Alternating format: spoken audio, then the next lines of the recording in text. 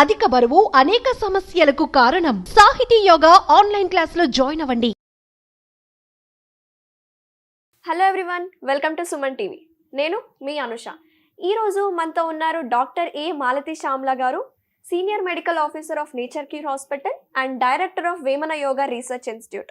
నమస్తే మేడం గారు. నమస్కారం అండి, ప్రేక్షకులందరికీ కూడా నమస్కారం. డాక్టర్ గారు, ఇప్పుడు మన ఇండియాలో ఒబేసిటీ చాలా చాలా కామన్ అయిపోయింది. అసలు ఈ ఒబేసిటీ అంటే ఏంటి, ఎందుకు వస్తుంది, దాని యొక్క కారణాలు ఏంటి? ఇవాళ రేపు చూస్తుంటే మీరు అడిగినట్టుగా భారతదేశంలోనే కాదు, ప్రపంచవ్యాప్తంగా కూడా ఈ ఒబేసిటీ అనేటటువంటిది పెరిగిపోతుంది అనమాట. అసలు ఒబేసిటీ అంటే ఏంటి అని అంటే, దీంట్లో మనం దానిని బిఎంఐ అని ఒక కొలబద్ద ఉంటుంది. దేనికైనా మనం కొలమానం ఉంటుంది. ఇప్పుడు మనం ఒక బియ్యం కొలవాలి అంటే కేజీ బియ్యము అని మనం చెప్తాం కదా. అలాగే ఒబేసిటీ ఒక వ్యక్తి ఒబేస్ గా ఉన్నాడు అని అంటే దాన్ని మనం బిఎంఐ ఓకే ఓకే దానితోటి మనం కొలుస్తాం అన్నమాట. దానిలోగా మనం చెప్తాం. సో ఒకవేళ బిఎంఐ కనుక 30 కిలోగ్రామ్స్ పర్ మీటర్ స్క్వేర్ కనుక ఉంటే దానిని మనం ఒబేసిటీ కింద తీసుకుంటాము. అదే విధంగా 25 నుంచి 30 వరకు కనుక ఉంటే బిఎంఐ, దాన్ని ఓవర్ వెయిట్ కింద తీసుకుంటాం. చాలా మంది ఇప్పుడు ఎలాగ కన్ఫ్యూజన్ అవుతున్నారనంటే, కొద్దిగా ఓవర్ వెయిట్ కి ఒబేసిటీకి తేడా తెలియకుండా అయిపోయింది అనమాట. కొంచెం వెయిట్ గా ఉండగానే నేను ఒబేస్ అయిపోతున్నానని సైకలాజికల్ గా ఒక రకమైనటువంటి ఆందోళన వస్తుంది. ఆ ఆందోళనతో కూడా వాళ్ళు ఒబేస్కి అయిపోతున్నారు. అంటే వాళ్ళ యొక్క బిఎంఐ 25 నుంచి 30 నుంచి ఒక్కసారిగా స్కేల్ 30 పైన పెరిగిపోతుంది అనమాట. సో ఇక రెండు డిఫరెన్సెస్ ఎట్లా అంటే ఓవర్ వెయిట్, ఒబేసిటీ రెండు ఉంటాయి అన్నమాట. సో దీనికి గల కారణాలు ఏంటి మీరు అడిగారు కదా. అవును, కారణాల కిందకి వస్తే అందరూ చెప్తారు ఆహారపు అలవాట్లు, సరైనటువంటి ఆహారం తీసుకోకపోవటం వల్ల, మళ్ళీ సరిగ్గా మన జీవన విధానం లైఫ్ స్టైల్ అని ఒకటి చెప్తున్నారు. కానీ దీనికి ఒక కారణం, ఇంకొక ప్రధానమైన కారణం ఉంటుంది. చాలా మందికి జన్యుపరంగా కూడా ఈ ఒబేసిటీ అనేది వస్తుందన్నమాట. చిన్నప్పటి నుంచే చాలా మంది ఒబేస్ గా, అంటే మనం చూస్తుంటాం ఒబేస్ చైల్డ్ అని మనం చెప్పేస్తూ ఉంటాం. వాళ్ళలో ఏమవుతుందనంటే వాళ్ళ శరీరంలోనే ఒక ఒబేస్ సెల్స్ ఉంటాయన్నమాట. వాటిని ఒబేస్ సెల్స్ అని కిందనే మనం చెప్తాం. యాక్చువల్గా బ్రౌన్ ఫ్యాట్ అని ఒకటి ఉంటుంది. అది కొంతమందికి ఎక్కువగా ఉంటుంది, అందరికీ ఉంటుంది బ్రౌన్ ఫ్యాట్ అనేది. అంటే ఈ హెరిడిటరీ ఉన్న పేషెంట్స్, అంటే హెరిడిటరీ ద్వారా వచ్చే పిల్లలకి వాళ్ళకి బ్రౌన్ ఫ్యాట్ ఎక్కువ ఉంటుందా? బ్రౌన్ ఫ్యాట్ అనేది కాదు, మామూలుగా ఆ ఫ్యాట్ సెల్స్ అనేటటువంటివి ఎక్కువగా ఉంటాయి. వాటి మెటబాలిజం ఎక్కువగా ఉంటుంది అనమాట ఒబేస్ గా ఉన్నటువంటి వాళ్ళలో. సో వాళ్ళు ఏమవుతుంది, మనం ఒక ఎగ్జాంపుల్ ఒక ఫ్యామిలీని చూసుకుంటే, వాళ్ళ తాతగారు, అమ్మమ్మ, నాయనమ్మ, ఇంకా అందరూ మొత్తం ఫ్యామిలీ అంతా, చిన్న పిల్లగాడు అందరూ ఒబేస్ గానే మనకు కనబడుతూ ఉంటారు అనమాట. అది జన్యుపరంగా వాళ్ళకి వస్తుంది. అలా అని సర్దిపాటు సరిదిద్దుకోకూడదు. మా తాతగారు లా ఉన్నారు కాబట్టే నాకు ఒబేసిటీ వచ్చింది అని మనము అనుకోకూడదు. కాకపోతే అది కారణం చెప్తున్నాను అనమాట. దీనికి ఒక కారణం ఏంటంటే జన్యుపరంగా వస్తుంది. మీరు అన్నట్టుగా ఆహారపు అలవాట్లు ఎలాగా మనం మార్చుకుంటాము, ఎక్కువ క్యాలరీ ఉన్నటువంటి ఫుడ్ తీసుకుని ఆ క్యాలరీని బర్న్ చేయడానికి అవకాశం ఇవ్వకుండా మనం పని చేస్తూ ఉంటే కూడా ఒబేసిటీ వచ్చే అవకాశం ఉంటుంది.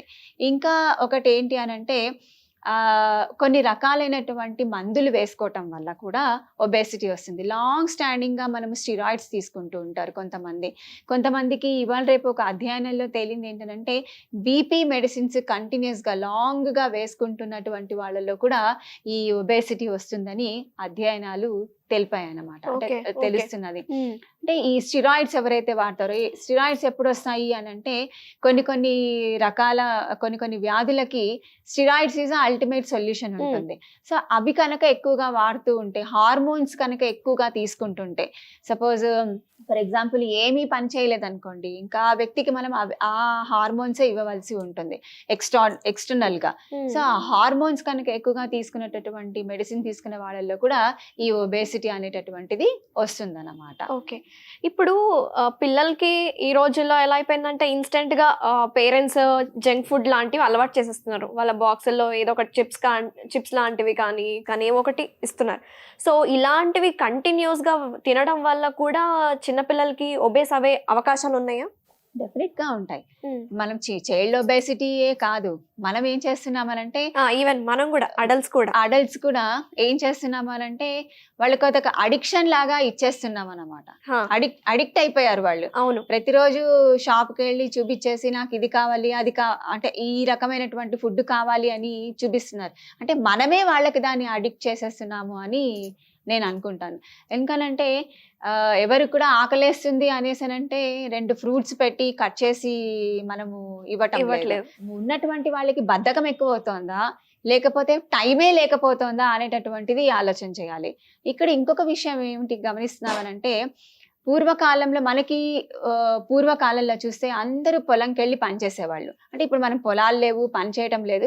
అయినప్పటికీ కూడా ఆఫీస్లో ఉద్యోగం చేసే వాళ్ళైనా లేకపోతే వేరే ఇప్పుడు మాలాగా హాస్పిటల్లో పనిచేసే వాళ్ళైనా పొద్దున్నే బయలుదేరి వెళ్ళేవాళ్ళు. ఇప్పుడు అలా కాదు, ఎప్పుడో నైట్.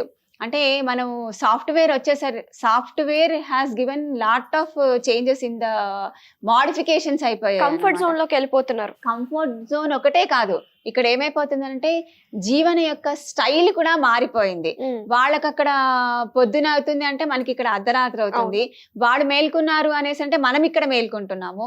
సో మన యొక్క వాతావరణానికి మన యొక్క ఉన్నటువంటి ఈ ఉష్ణమండలమైనటువంటి ప్రాంతంలో మనం ఉన్నాం. అక్కడ శీతల ప్రాంతం, అది ఉష్ణమండల ప్రాంతంలో మనం సూర్యుడితోటి మనము మన యొక్క జీవన విధానాన్ని మనము చేసుకోవాలి. దాన్ని బట్టే మన మెటబాలిక్ యాక్టివిటీ ఉంటుంది, దాన్ని బట్టే మన యొక్క ఆరోగ్యం ఉంటుంది. అట్లాంటప్పుడు మనం ఏం చేస్తున్నాము, ఎక్స్పోజింగ్ టు ద సన్ లేకుండా అయిపోతుంది. ఎక్స్పోజింగ్ టు ద ఆ సూర్యుడి యొక్క గతికి, ఆ ఋతు చక్రానికి, ఆ ఋతువుల యొక్క మార్పిడికి మనం ఎటువంటి అవస్థ ఎటువంటిది మనం చేసుకోలేకపోయేసరికి ఆటోమేటిక్గా అనారోగ్య పాలవుతున్నాం. ఆ అనారోగ్యమే ముఖ్యమైనటువంటిది ఏంటి వస్తుంది అని అంటే ఒబేసిటీ వస్తుంది అనమాట. ఈ ఊబకాయం రావడానికి గల మెయిన్ కారణం ఏంటి అని అంటే చాలా ఒక రకమైనటువంటి స్థితిలోకి మనం వెళ్ళిపోయాం. మనం రాత్రిపూట అంతా పనిచేస్తాం, పొద్దునంతా పండుకుంటున్నాం.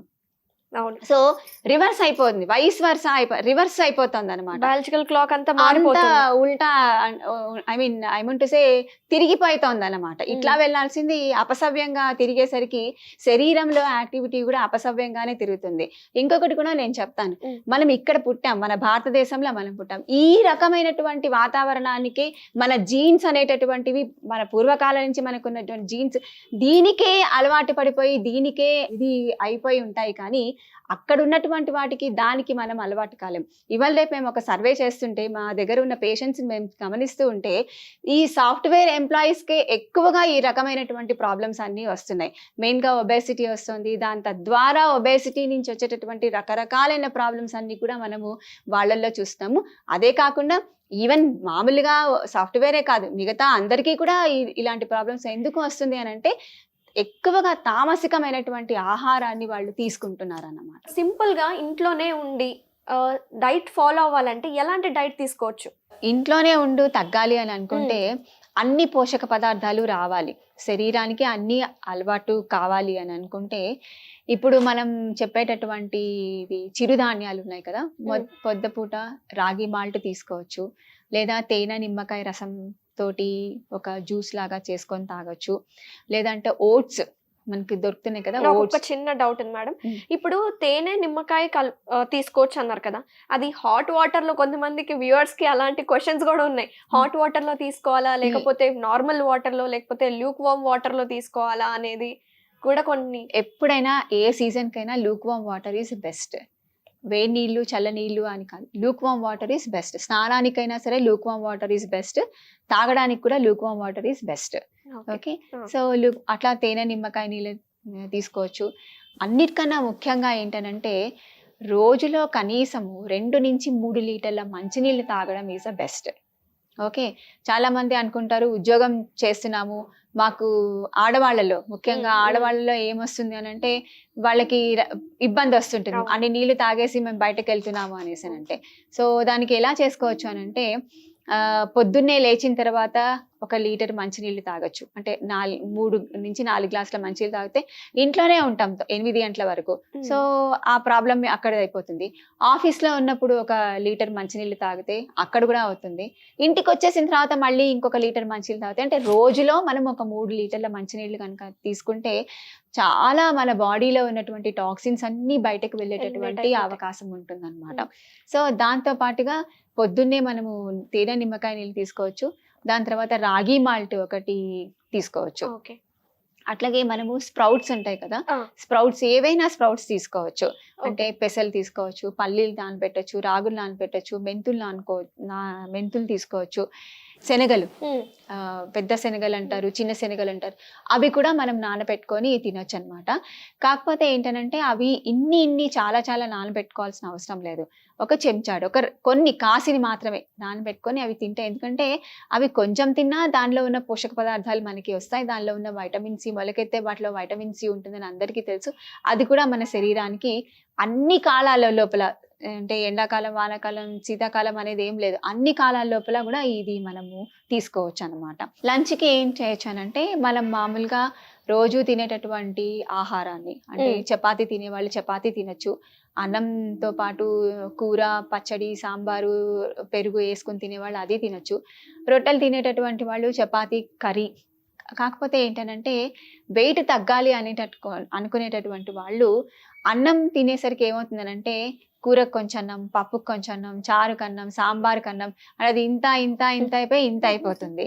అలా కాకుండా చపాతీ కనుక కొంచెం ఎక్కువగా తీసుకుంటే బాగుంటుంది. చాలా మంది ఏమంటారంటే, చపాతీ తింటే మాకు వేడైపోతుంది, మోషన్ రాకుండా అవుతుంది, మూత్రం మంటగా వస్తుంది అని అంటారు.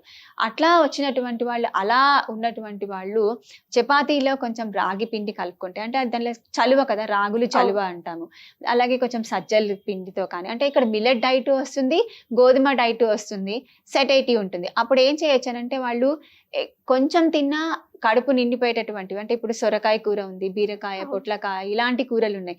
అవి మనం కొంచెం నీరు ఎక్కువగా ఉంటుంది వాటి లోపల. అలాంటి కూరలు కనుక చేసుకొని వాటితోటి మనము ఇది తీసుకుంటే చాలా వరకు మనకి సెటైటీ, అంటే కడుపు నిండుతుంది, ప్లస్ మనకి ఆకలి తీరుతుంది, అరగడము కూడా ఈజీగా అవుతుంది అనమాట. సో మధ్యాహ్నం పూట అది తీసుకోవచ్చు.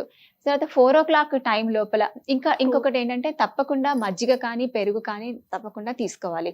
మజ్జిగ తీసుకోవడం చాలా మంచిది, పెరుగు కన్నా మజ్జిగ మంచిది అనమాట. ఎందుకంటే కాల్షియం అబ్జార్ప్షన్ తొందరగా ఉంటుంది. ఆడవాళ్ళలో అయితే నేను ప్రిఫర్ చేసేది ఏంటనంటే, మజ్జిగ చాలా అవసరమైనటువంటిదే. సాయంకాలానికి, అంటే మధ్యాహ్నం 4 టైంలో అలాగా మనము ఏం తీసుకోవచ్చు అనంటే, కొబ్బరి నీళ్ళు తాగొచ్చు, చెరుకు రసం తాగొచ్చు, ఏదైనా ఫ్రూట్ జ్యూస్ కనుక అవైలబుల్ ఉంటే అది తీసుకోవచ్చు, హర్బల్ టీ తాగొచ్చు, లేదా గ్రీన్ టీ తాగొచ్చు.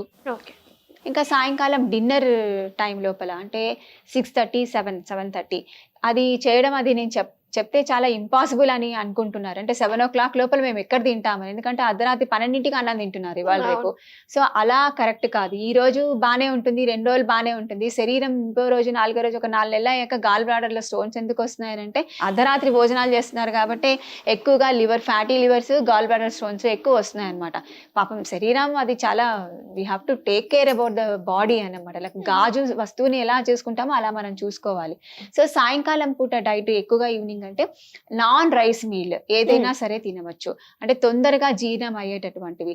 ఒకవేళ ఒబేసిటీకి మనం చెప్పుకుంటున్నాం కాబట్టి, ఒబేస్కి ప్లాన్ చేసేటటువంటి వాళ్ళు ఎవరైతే ఉంటారో వాళ్ళు పచ్చి కూరలు, కూరగాయలు, పండ్లు, అక్కడ కూడా పండ్లు తీసుకోవచ్చు, పచ్చి కూరగాయలు తినచ్చు, లేదా అనంటే సలాడ్స్ తోటి, ఏదైనా రకరకాల సలాడ్స్ తోటి కూడా మనం చేసుకొని కూడా తీసుకోవచ్చు.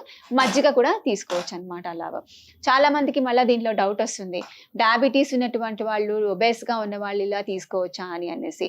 సో అలాంటి వాళ్ళు ఏం చేయొచ్చు అంటే, రాత్రిపూట ఇడ్లీ కానీ, పోహా, అటుకులతో చేసిన ఉప్మా కానీ, లేకపోతే గోధుమ రవ్వతో చేసిన కిచిడి అంటాం కదా, అన్ని కూరగాయల ముక్కలు వేసి గోధుమ రవ్వతో మనం దలియా చేసుకుంటాం, దాంతో పెరుగుతోటి అలా తీసుకున్నా కూడా వాళ్ళకి అది కడుపు నిండుతుంది, ప్లస్ డైట్ ప్రోగ్రామ్ కింద కూడా అవుతుంది అనమాట. వాళ్ళు కూడా బరువు తగ్గడానికి అవకాశం ఉంటుంది.